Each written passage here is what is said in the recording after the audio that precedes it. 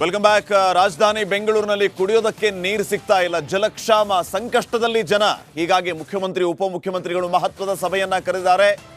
ರಾಜಧಾನಿ ಬೆಂಗಳೂರಿನಲ್ಲಿ ನೀರಿಗೆ ಸಮಸ್ಯೆ ಆಗಬಾರದು ಅನ್ನೋ ನಿಟ್ಟಿನಲ್ಲಿ ಏನೆಲ್ಲ ಕ್ರಮ ಕೈಗೊಳ್ಳಬೇಕು, ಈ ವಿಚಾರಕ್ಕೆ ಸಂಬಂಧಪಟ್ಟಂತೆ ಮಹತ್ವದ ಸಭೆಯನ್ನ ಮಧ್ಯಾಹ್ನ 12 ಗಂಟೆಗೆ ನಡೆಸಲಿಕ್ಕಿದ್ದಾರೆ. ಬೆಂಗಳೂರು ಜಲಮಂಡಳಿ ಅಧ್ಯಕ್ಷ ಹಾಗೇನೆ ಸಿಎಂ ಡಿಸಿಎಂ ಈ ಸಭೆಯಲ್ಲಿ ಭಾಗಿಯಾಗ್ತಾರೆ. ದಿನದಿಂದ ದಿನಕ್ಕೆ ಕುಡಿಯುವ ನೀರಿನ ಸಮಸ್ಯೆ ಜೋರಾಗ್ತಾ ಇದೆ.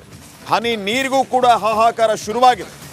ನೀರಿನ ಸಮಸ್ಯೆ ಕುರಿತು ನಿಮ್ಮ ರಿಪಬ್ಲಿಕ್ ಕನ್ನಡ ನಿರಂತರ ವರದಿಯನ್ನ ಪ್ರಸಾರ ಮಾಡ್ತಾ ಇದೆ, ಎಲ್ಲೆಲ್ಲಿ ಯಾವ್ಯಾವ ರೀತಿಯ ಸಮಸ್ಯೆ ಆಗ್ತಾ ಇದೆ ಅಂತ.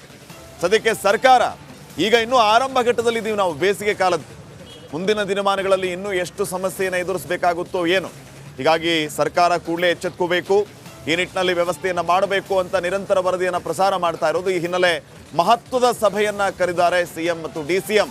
ಹಾಗಿದ್ರೆ ಈ ಸಭೆಯ ಮೂಲಕ ಪರಿಹಾರ ಸಿಗುತ್ತಾ, ಏನು ವ್ಯವಸ್ಥೆ ಆಗ್ಬೋದು ಕುಡಿಯೋ ನೀರಿನ ವಿಚಾರವಾಗಿ ಕಾದ್ ನೋಡೋಣ.